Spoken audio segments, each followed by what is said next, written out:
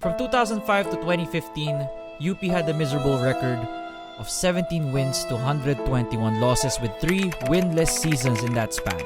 However, in the last 4 UAAP seasons, UP has amassed a 40-16 record. And to summarize, that's because of having the right backers and of course great recruitment. Season 81, 8-6. Season 82, 9-5. 12-2 season 84, and season 85, 11-3. Since then, they have now been making waves lately in the recruiting wars in the UAAP. In the social media age, every move and every signing will get reported for the whole country to see. And I love how everything is transparent for us fans to witness. Although not everything is positive when it comes to recruitment, especially with the Philippines being a basketball-centric country, everybody has an opinion when it comes to the sport that we love and the players that are involved in that sport. So why the UP Fighting Maroons? Especially for this video, why not the other UAAP schools? Well, I have not seen any school in all my years of following the UAAP and NCAA who put so much effort into recruiting the biggest talents the country has to offer in 1 year. Take note, 1 year, just talking about 1 year here. And I meant that with the best of intentions.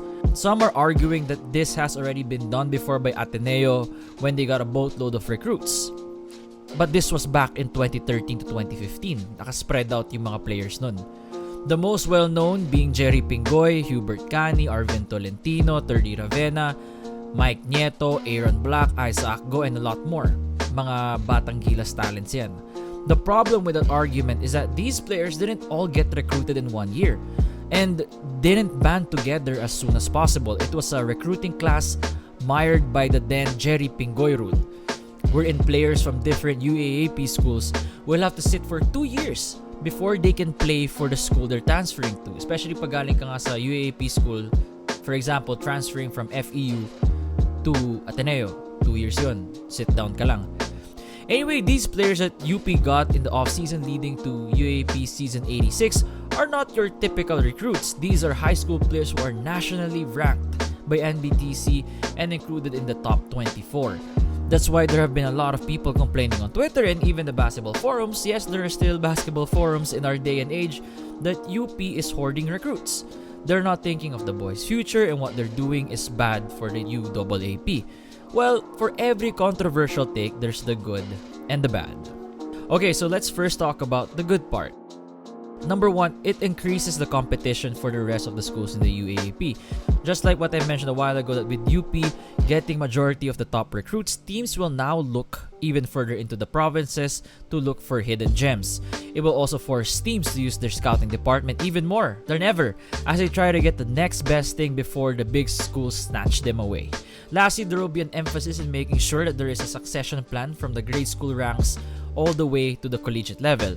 UST in the latest news as of today got SJ Moore, a product of Arellano, Ryan Amsali, and Phil-American Chase Lane, since Coach Pido has already stated that he will be involved in every step of the way when it comes to recruitment.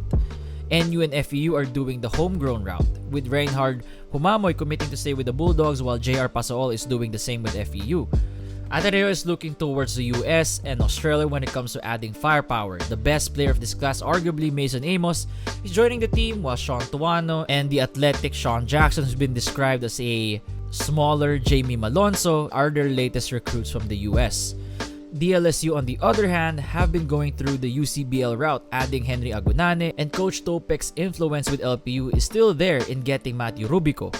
While UE has a one-and-done Division 1 recruit in Delvion Jackson, who replaced Willie Wilson, who just left, and Ethan Galang, a Philam sharpshooter from California.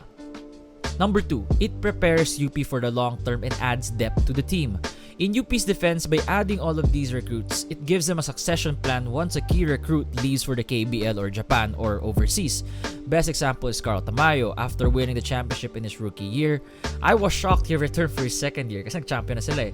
He still has 3 years of eligibility left, and for obvious reasons. He wants to maximize his earning potential as a player and knows that's the best move for his career, which is leaving for Japan. Not only that, Save Lucero and Henry Galinato have all used up their eligibility, and for a short moment in time, it looked like UP will be short-handed heading into next season with Malik Diouf the only star front court left. So how did UP respond to their frontline issues? That's by getting Lebron Lopez, Seven Gagate, Luis Pablo, Sean Alter, and one player we shall keep in the dark for now. With those guys, UP should be capable of retaining their team depth all while being prepared in case a key recruit leaves. Number 3, it's sort of a gray area. I'm not sure if it's good or bad, but it promotes a survival of the fittest type of environment for the players. Do you guys know the series Physical 100? The Korean show on Netflix. Basically, they invited the 100 most in-shape people in the country, let them go through the challenges, then week by week, there will be contestants eliminated. In the end, there will only be one winner. That's how I see it for all positions available in the UP MBT program. UP wants to see who will emerge in the sea of recruits that they got, and with the mentality of iron sharpens iron, then hopefully it leads to better things for the program as a whole. Now let's talk about the bad part. There's only one bad part that I see here, the most glaring one, definitely.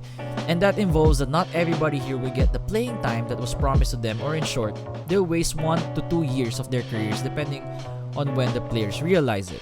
Here is UP's lineup as of today. Comment na lang kayo if I missed something or someone. Alright, bigs and forwards, Malik Diouf, Luis Pablo, Seven Gagate, Sean Alter, yung next key signing also I was talking about, hindi ko muna papangalan, Francis Lopez, James Spencer, Ashawn Andrews, L.A. Andres, Mark Belmonte, Sean Torculas, Antonio Sebio. For the guards, J.D. Cagulangan, C.J. Cancino, Harold Alarcon, Terence Fortea, Jerry Abadiano, Cyril Gonzalez, Jared Bahay, Season 87, Chico Briones, John Felicilda, Raylan Torres, and Josh Coronel. And those are just the players we know about. There could be a lot more in between now in March up until the start of the season in September. 2 players have already left the program to pursue more playing time and maybe greener pastures. Number 1, RC Kalimag is an example of a Batang Gilas talent that was sparingly used for 2 years when he was with the Maroons. Although he left in good terms according to the article that I read, speaking strictly about his career, I would say that's 2 years wasted that could have led to more minutes if he went to a different school. Bismarck Lina is another case, a former Batang Gilas member and was the King Tiger of the Tiger Cubs back in the juniors. He has already moved to San Beda. In the end, this is not a video to hate on UP. In fact, this is a testament and proof how amazing their recruitment is. It also won't change the fact that there will be guys whose career will get delayed in the process, since there is someone better than them in the pecking order. It's a survival of the fittest and the school just being prepared in case one of their key talent leaves for the pros early. Kudos to what UP has built. It increases the competition level for the UAP as a whole. For the people watching this video, let me know, are you guys fine with UP's recruitment strategy or no? Let me know in the comments below. Don't forget to like, comment, and subscribe. If you haven't yet, this is Nico Rocha. Peace.